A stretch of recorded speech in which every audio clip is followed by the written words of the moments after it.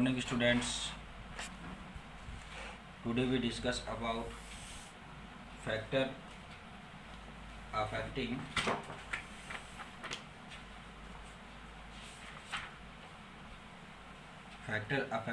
the conductance of electrolytes.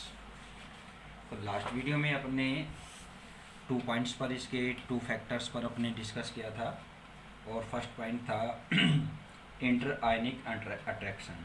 तो इसमें अपन ने डिस्कस किया था कि इंटर आयनिक अट्रैक्शन अगर क्या होता है कि इंक्रीज होता है, ठीक है, तो उस कंडीशन में क्या होगा कि जो डिग्री ऑफ डिसोसिएशन है इलेक्ट्रोलाइट्स की वो क्या हो जाती है, डिक्रीज हो जाती है। और उस कंडीशन में क्या है कि यहाँ पर क्या हो जाएगा कि कंडक्टिविटी क्या होगी, डिक्रीज होगी, ठीक है। तो इसमें अपने ये बात की एक शॉर्टकट सी। इसी तरह से अपने सेकंड पॉइंट पर बात की थी सॉल्वेशन ऑफ आयन। तो सॉल्वेशन ऑफ आयन में भी अपने क्या है कि इसमें अपने बताया था कि it depend on attractive force present between the ion and solvent. अगर आयन एंड सॉल्वेंट के बिटवीन अगर क्या रहेगा, अट्रैक्शन फोर्स इंक्रीज होता है, तो उस कंडीशन में क्या है कि इनके बिटवीन एक लेयर फॉर्म हो जाएगी। लेयर फॉर्म होगी तो उस कंडीशन में क्या है कि इलेक्ट्रोलाइट्स का जो डिसोसिएशन है वो क्या हो जाएगा, डिक्रीज होगा। मीन यहाँ पर क्या होगा, कंडक्टिविटी डिक्रीज होगी, ठीक है। नेक्स्ट आज जो अपन पॉइंट है, जो थर्ड पॉइंट आता है फैक्टर अफेक्टिंग का कंडक्टेंस का, तो थर्ड पॉइंट आता है viscosity of solvent. Viscosity mean क्या होता है कि कोई भी अपने लिक्विड लेते हैं तो उस लिक्विड के फ्लो होने की जो रेट ऑफ फ्लो है वो डिफरेंट होती है, ठीक है। कि जैसे आप वाटर लें, अल्कोहल लें, ठीक है। इसके अलावा आप इसमें आप घी ले सकते हैं लिक्विड स्टेट में, ठीक है। मेल्ट आप घी लें, ऑयल लें, ठीक है। तो इनकी जो फ्लो रेट ऑफ फ्लो है वो डिफरेंट होता है, ठीक है। तो विस्कोसिटी मीन क्या है कि आप एक तरह से सिंपल सी अगर अपने एक सिंपल बात करें तो मीन यहाँ पर क्या है कि द्रव का बहने का गुण, फ्लो होने का गुण, ठीक है। अब क्या है कि विस्कोसिटी यानी कि जिसका फ्लो क्या होगा कि स्लो मोशन में होता है या बिल्कुल स्लो होता है, तो उस कंडीशन में उसकी विस्कोसिटी मैक्सिमम होगी, ठीक है। अब जैसे आप देखें कि अल्कोहल और वाटर के बिटवीन अगर अपने विस्कोसिटी डिफरेंस करें तो जो अल्कोहल है यानी कि एथेनॉल जो है वो क्या है कि उसकी विस्कोसिटी वाटर से भी क्या है, कम है, ठीक है, लेस है। बट अगर अपन वाटर से कंपेयर किसका करें, ऑयल का करें, तो ऑयल की अगर अपन ड्रॉप डालते हैं तो एक पॉइंट पर फॉर्म हो जाएगी, ठीक है। तो ये क्या है, विस्कोसिटी यानी कि किसी भी लिक्विड का क्या है कि फॉर्म होने का जो उसका कैरेक्टरिस्टिक्स है वो क्या है, उसकी विस्कोसिटी है। तो यहाँ पर अपने फैक्टर अफेक्टिंग कंडक्टेंस पर बात करें, उसके कंडक्टर पर क्या इफेक्ट पड़ता है, तो मीन यहाँ पर क्या है कि अगर विस्कोसिटी इंक्रीज होती है तो उस कंडीशन में क्या है कि जो डिग्री ऑफ डिसोसिएशन है वो क्या है कि मिनिमम रहेगी। यानी कि यहाँ पर क्या है कि अगर डाइल्यूशन को इंक्रीज किया जाता है तो उस कंडीशन में उसकी विस्कोसिटी इंक्रीज होती है, बिकॉज इलेक्ट्रोलाइट्स इज डिसोशिएट, ठीक है। कि जो सोलवेंट है वो सोलवेंट क्या होगा कि किसमें, आयंस में क्या होगा, डिसोशिएट होगा, ठीक है। बट विस्कोसिटी इंक्रीज करते हैं तो उस कंडीशन में क्या है कि इनके बिटवीन क्या रहेगा, अट्रैक्शन फोर्स मैक्सिमम रहेगा और क्या है कि जो इलेक्ट्रोलाइट्स है वो डिसोशिएट नहीं होंगे, ठीक है। देखिए viscosity of solvent depend on solvent interaction, ठीक है, कि सॉल्वेंट के इंट्रैक्शन पर, यानी कि सॉल्वेंट जो है यहाँ पर आप लेंगे उनके इंट्रैक्शन पर डिपेंड करेगा। अगर ये क्या है कि इंट्रैक्शन फोर्स इनके बिटवीन ज़्यादा है तो विस्कोसिटी इनकी इंक्रीज होगी, और विस्कोसिटी इंक्रीज होगी मीन यहाँ पर क्या है कि जो इलेक्ट्रोलाइट्स है वो क्या होंगे कि लेस नंबर में क्या होंगे, यहाँ पर रिलीज होंगे, ठीक है, डिसोशिएट होंगे, रिलीज नहीं सॉरी डिसोशिएट होंगे, ठीक है। Greater the attraction greater is the viscosity of solvent which decrease the conductivity। तो इस कंडीशन में क्या होगा कि वो सोलवेंट क्या करेगा कि कंडक्टिविटी उसमें क्या हो जाएगी, डिक्रीज हो जाएगी, ठीक है। नेक्स्ट आता है concentration of solution. Concentration of solution यहाँ पर भी सेम वही है, कंसंट्रेशन एक तरह से विस्कोसिटी पर बात होती है, तो सेम उसी तरह से यहाँ पर बात है कि कंसंट्रेशन अगर इंक्रीज होती है तो क्या होगी, कंडक्टिविटी डिक्रीज होगी। बिकॉज कि सोलवेंट में क्या है कि जो इलेक्ट्रोलाइट्स यहाँ पर रिलीज होंगे, डिसोशिएट होंगे, उनकी रेट क्या हो जाएगी, स्लो हो जाती है, ठीक है। तो डिग्री ऑफ डिसोसिएशन रेट क्या होगी, यहाँ पर डिक्रीज होगी। तो उस कंडीशन में यहाँ पर क्या होगा कि क्या हो जाएगा, इसकी कंडक्टिविटी डिक्रीज होती है। बट अगर क्या है कि इसको अपन डाइल्यूट करते हैं, सॉल्यूशन को क्या करते हैं अपन डाइल्यूट करते हैं, तो डिग्री ऑफ डिसोसिएशन क्या होगा, इंक्रीज होगा। इलेक्ट्रोलाइट्स के क्या है कि डिग्री ऑफ डिसोसिएशन क्या होगा, इंक्रीज होगा। तो इस कंडीशन में कंडक्टिविटी भी क्या होगी, इंक्रीज होगी। ठीक है, देखिए यहाँ पर greater the concentration of electrolytes solution lesser in the volume of its conductivity. ठीक है, कि कंसंट्रेशन ज़्यादा रहेगी तो उस कंडीशन में इसकी कंडक्टिविटी क्या रहेगी, लेस रहेगी। ठीक है, the amount of dissociation increase with increasing in dilution.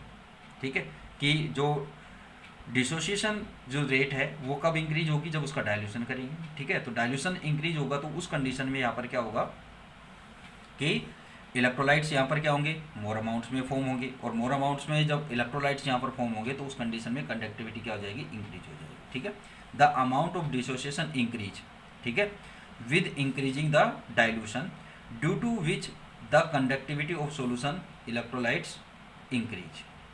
ठीक है, नेक्स्ट आता है इफेक्ट ऑफ टेम्परेचर। तो टेम्परेचर इंक्रीज करने पर क्या होगा कि जो आयंस की काइनेटिक एनर्जी वो इंक्रीज होगी, तो उस कंडीशन में क्या है कि इसकी कंडक्टिविटी भी क्या होगी, इंक्रीज होगी। मीन यहाँ पर क्या है कि इलेक्ट्रोलाइट्स की जो डिग्री ऑफ डिसोसिएशन है वो क्या होगा, इंक्रीज होगा। ठीक है, देखिए यहाँ पर the average kinetic energy of ions of electrolytes increase with increasing in temperature. ठीक है, which increase the degree of dissociation. Temperature क्या इफेक्ट डालेगा कि डिग्री ऑफ डिसोसिएशन। ठीक है, increasing the degree of dissociation of electrolytes, hence amount of conductivity increase with increasing in temperature. ठीक है, तो टेम्परेचर इंक्रीज करने पर क्या होगा, कंडक्टिविटी क्या होगी, इंक्रीज होगी, because the increasing the degree of dissociation of electrolytes. ठीक है, अब नेक्स्ट आता है इलेक्ट्रोलाइटिक सेल। इलेक्ट्रोलाइटिक सेल आप जानते ही हैं, आप यूज भी करते होंगे। जैसे आप कुछ सेल्स आप देखते हैं कि जो अपने घड़ी है, कैलकुलेटर्स हैं, ठीक है, इसके अलावा आपके टॉर्च हैं। ठीक है, इसके अलावा जो अपने व्हीकल्स हैं, उन व्हीकल्स में भी क्या होता है कि उनके इंजन को स्टार्ट करने के लिए क्या यूज होती है, बैटरी यूज होती है। तो ये सभी क्या सेल है, बट इनके सेल क्या है कि डिफरेंट है।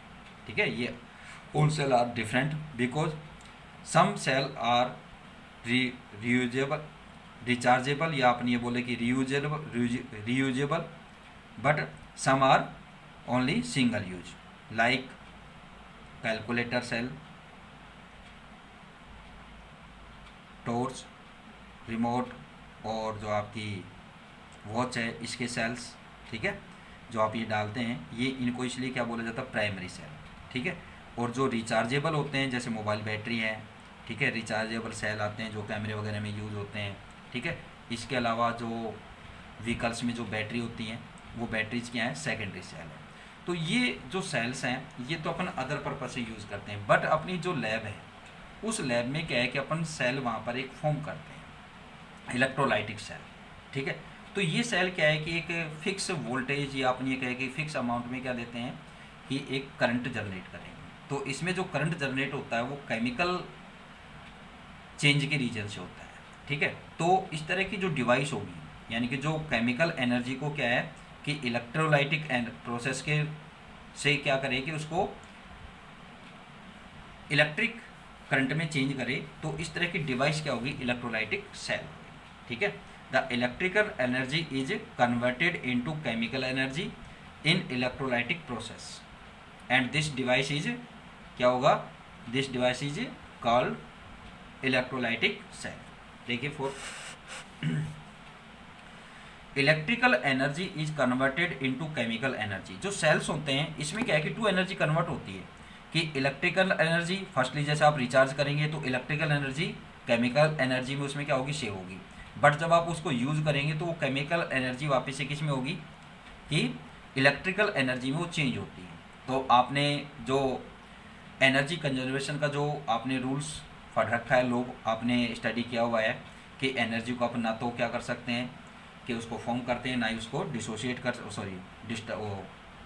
डिस्टोर्टेड कर सकते हैं, बट क्या है कि convert in one form to other form. ठीक है, कि उसको अपने एक से दूसरे उसमें चेंज कर सकते हैं, बट अपन उसको डिस्टोर और या फॉर्म नहीं कर सकते हैं। तो यहाँ पर क्या है कि जो electrical energy is converted into chemical energy. ठीक है, तो ये क्या है, द इलेक्ट्रोलाइट्स प्रोसेस। ठीक है, किस प्रोसेस से होगी, इलेक्ट्रोलाइट प्रोसेस से।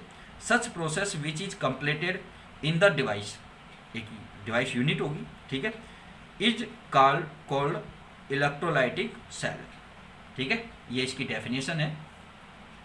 ठीक है, नेक्स्ट आता है, it is clear that oxidation reduction reaction take place, कि इन सेल्स में क्या है कि ऑक्सीडेशन और रिडक्शन क्या होगी, रिएक्शन क्या होती है कि पार्टिसिपेट करती है। और ये क्या है कि उसमें सेल्फ सिस्टम होता है, एक तरह से अपन ये कहें कि नेचुरल सिस्टम होता है, कि जिस प्रोसेस में क्या है कि उसमें इलेक्ट्रिकल एनर्जी केमिकल एनर्जी में और केमिकल एनर्जी किसमें, इलेक्ट्रिकल एनर्जी में क्या होगी, चेंज होगी। ठीक है, in such are self irreversible in nature, so the increase in free energy is cell reaction del G equal to greater than 0 take place। यानी कि जो यहाँ पर फ्री एनर्जी में जो इंक्रीमेंट होता है, इंक्रीज होती है, उसकी वैल्यू क्या होती है, ग्रेटर देन 0। ठीक है, ये क्या है इसकी फ्री एनर्जी, डेल जी किसको डिनोट कर रहा है यहाँ पर, फ्री एनर्जी को, किसमें, इलेक्ट्रोलाइटिक सेल में। ठीक है,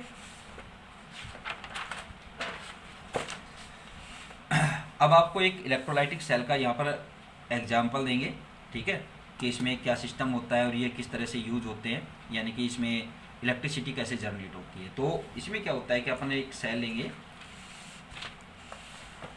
मैं आपको एक रफली डायग्राम बताता हूँ कि अपने एक कंटेनर ले लेते हैं। इस कंटेनर में क्या है, 2 इलेक्ट्रोड्स होते हैं।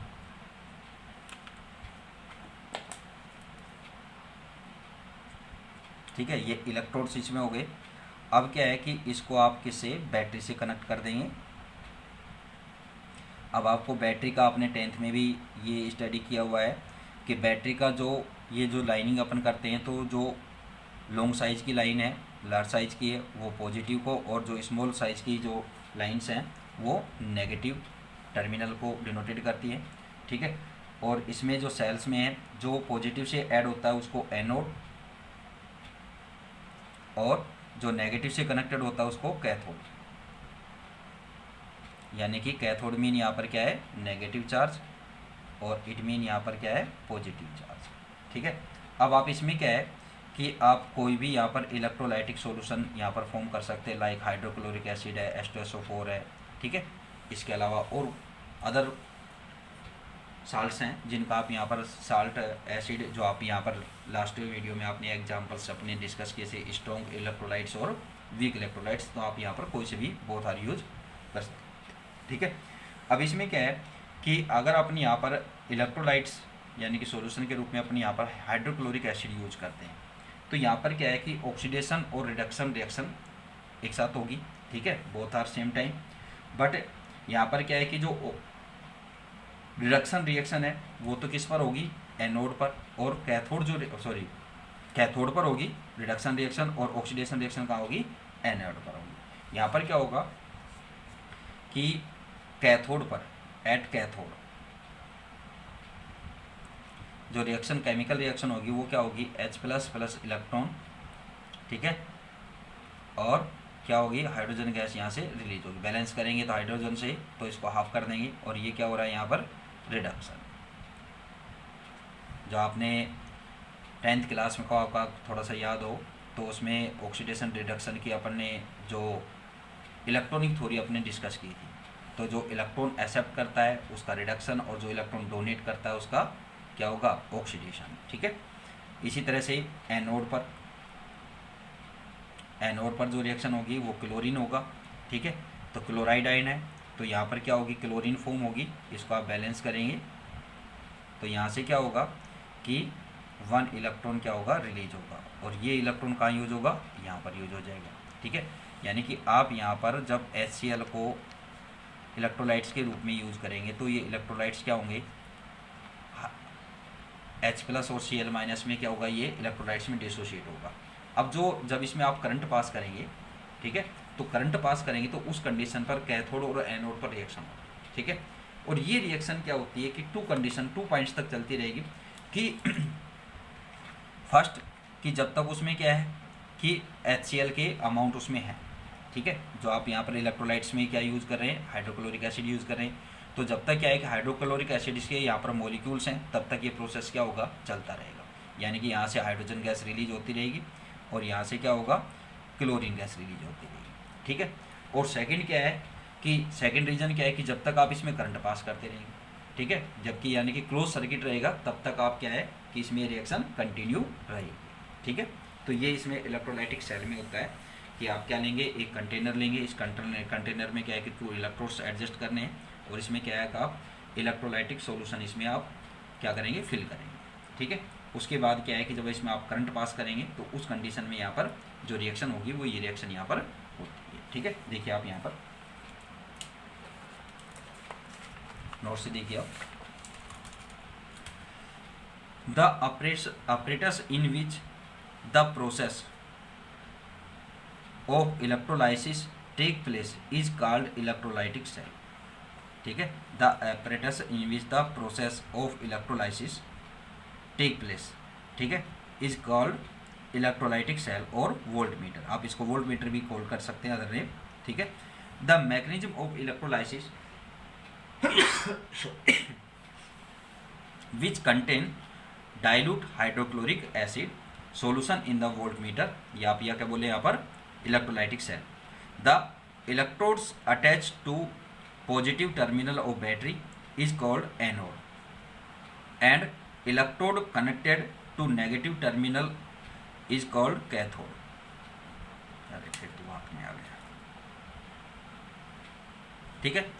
At anode anion come to deposit and at cathode cation come to deposit, ठीक है। यहाँ पर एनाइड और यानी कि पॉजिटिव पर तो क्या होगा कि नेगेटिव आयन डिपॉजिट होंगे और नेगेटिव पर क्या होंगे, पॉजिटिव आयन होंगे, ठीक है, ऑपोजिटिव हो जाएगा।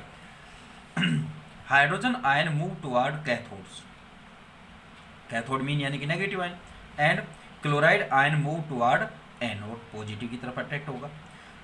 On completion of circuit